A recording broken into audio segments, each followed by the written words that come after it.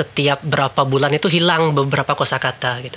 Nah, itu saya sendiri ya sebagai yang suka akan budaya itu, wah menyayangkan, ini menyayangkan juga tuh. Ini barangkali di Natuna bakal hilang juga nggak ya, gitu kan? Bahasa-bahasa asli gitu kan? Kayak apa ya?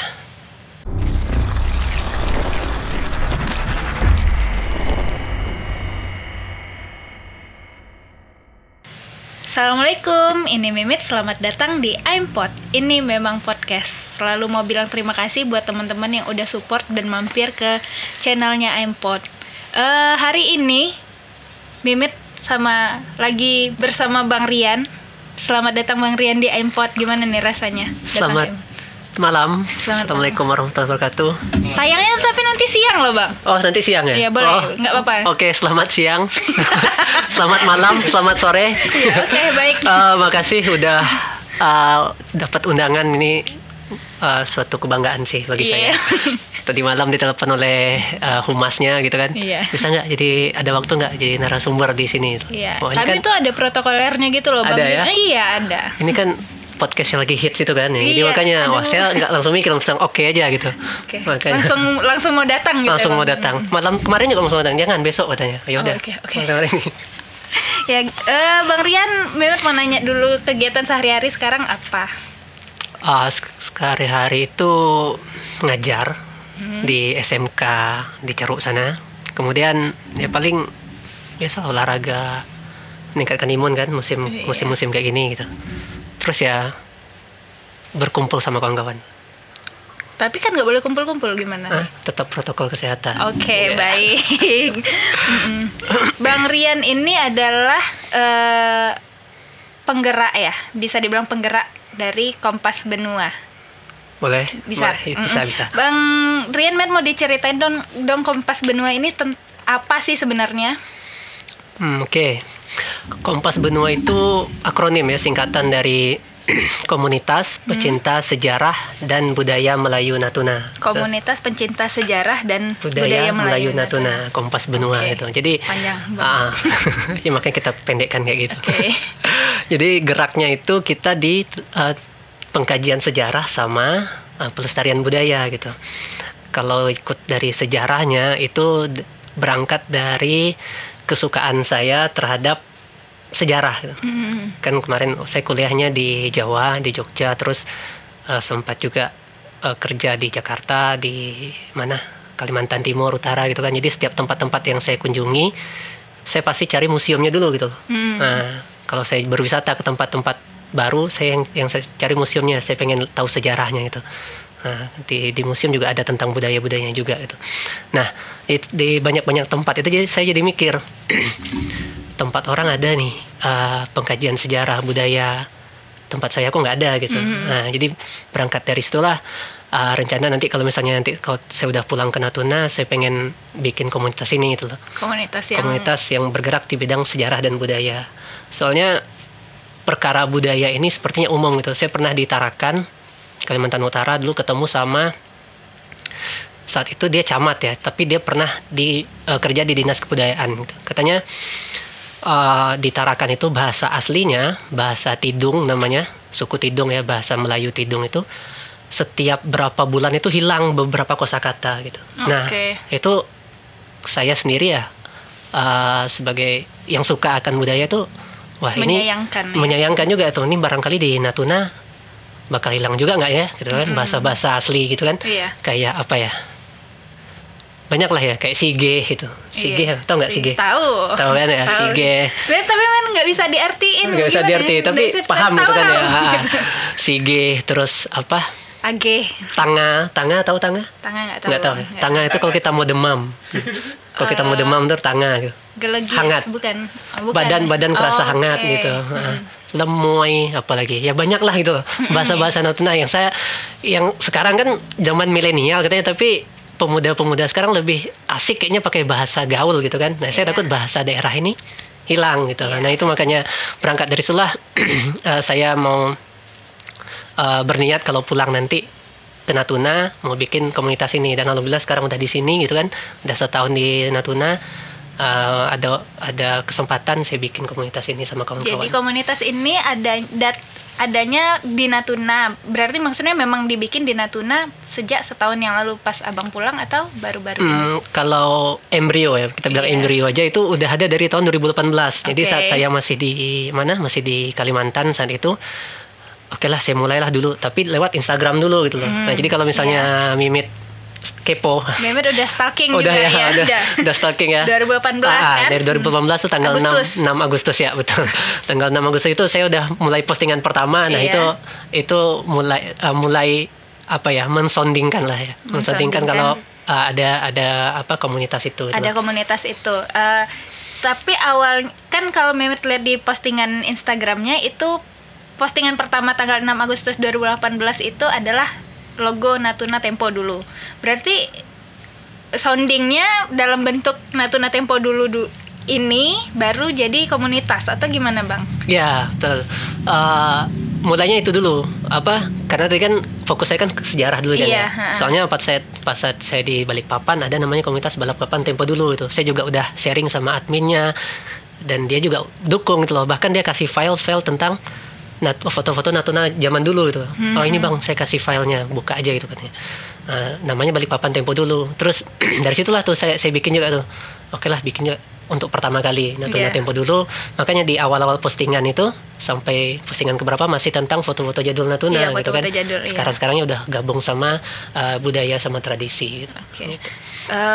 Itu udah ada 260 postingan Bang yang ada di Instagramnya Natuna dulu. Kalau sekarang dari awal emang Natuna dulu atau emang pernah ganti nama gitu? Enggak, dari awal Natuna dulu. Natuna dulu, tapi memang Natuna Tempo dulu lah konsepnya gitu ya. Itu udah ada 260 postingan yang ada di sana. Itu terkumpulnya datang dari emang orang ngasih atau emang abang cari atau gimana? Beberapa ada yang kita cari, saya cari sendiri, terus juga di rumah ada juga tuh album-album orang tua yang lama kan, tahun 80-an itu. Kemudian dapat dari rekan-rekan komunitas yang lain gitu. Mereka punya foto Natuna tahun 40-an. Berarti zaman Belanda Jepang di Indonesia gitu kan. Kemudian dari sumber-sumber lain gitu yang mereka posting di Facebook gitu. Kayak kalau misalnya foto pribadi, rasanya saya langsung chat, mohon izin saya minta saya posting ke Instagram ya gitu. Terus lagi dari teman-teman lain tuh yang banyak kumpul. Jadi kategori yang masuk di Instagram itu adalah foto di tahun 2000 ke bawah. 2000 ke bawah ya? Iya, jadi tahun 99 bulan Desember. Nah itu bisa tuh kita masukin ke bawah gitu. Jadi kalau misalnya Mimit punya, nah kasih aja ke kita, nanti kita posting foto-foto lama. Kalau Mimit sih di rumah tuh foto-foto lamanya banyak Bang, tapi udah rusak gitu loh Bang. Kan sayang kan sebetulnya, tapi dengan adanya Natuna dulu nih, postingan-postingan yang itu lebih kayak flashback sih, termasuk kayak satu postingan yang bikin Mimit flashback tuh bukan Tugu, kayak gerbang selamat datang yang ada di Jalan Soekarno-Hatta dulu. Iya, itu. Soalnya dulu lalu lalang situ kan, lewat situ kan, jadi termasuk flashback lah di situ. Terus tadi udah, maksudnya terkumpulnya dari berbagai macam. Maksudnya abang cari, ada yang datang gitu. Nah itu semua fotonya memang diulas atau cuman sekedar sharing foto aja Bang? Gitu. Kalau saya nyari sumbernya, terus nyari keterangannya gitu. Misalnya ada yang ngirim juga kan lewat WA atau DM Instagram, dia ngirim foto aja. Terus saya bakal tanya ini acaranya di apa, di mana, tahun berapa gitu. Jadi itu akan jadi caption untuk keterangan lebih lanjut bisa di caption di Instagram gitu kan. Foto yang paling tua Natuna itu kami dapat, kayaknya belum saya posting deh, foto di Serasan itu tahun 1800-an.